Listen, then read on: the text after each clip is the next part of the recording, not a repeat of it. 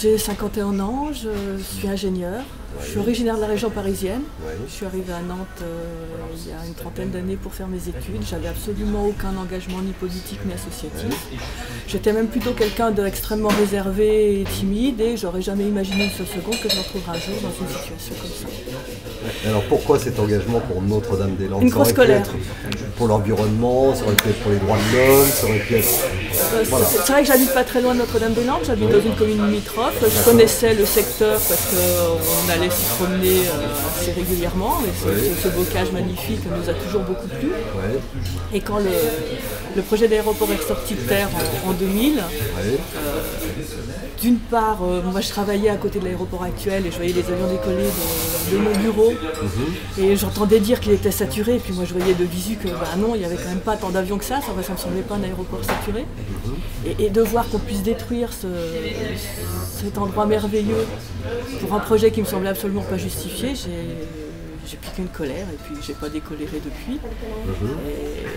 Et j'ai fait un peu par hasard connaissance avec des personnes qui commençaient à essayer de monter quelque chose pour s'opposer à ça. Et j'ai vu que je pouvais apporter moi mes compétences informatiques puisqu'il n'y avait pas de site internet. Et je pense que les personnes n'avaient pas dans l'idée qu'on pourrait démarrer un site internet. Donc moi je me suis engagée là-dedans en disant moi je vais apporter mes compétences en informatique, j'ai jamais fait de site internet, mais je vais me renseigner, je vais regarder comment on fait, et on va créer un site internet et ça permettra de donner de la visibilité au combat. C'est ça. Donc ça ne s'inscrivait pas nécessairement dans une posture, une conscience politique. Pas du tout. Moi j'avais 30 ans, j'ai fait des études d'ingénieur, ça veut dire des classes prépa, des moments où personnellement moi je me posais pas de questions, j'étais dans mes bouquins et puis... Vous ne venez pas d'une famille... Je viens pas d'une famille de militants, bon il y a des gens qui sont un peu rebelles dans ma famille, ce maman à 18 ans était rentré dans la résistance, mon arrière-grand-père était dans les fusards dans sa commune.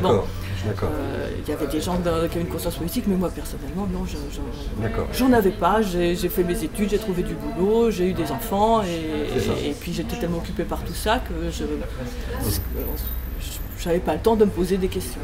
Et ce projet m'a ouvert les yeux sur tout un tas de choses. Le choix du temps, ça s'est pas fait de mon fait, parce que je suis retrouvée dans l'entreprise où j'étais, il y a eu un moment où ils demandaient aux gens de passer à temps partiel.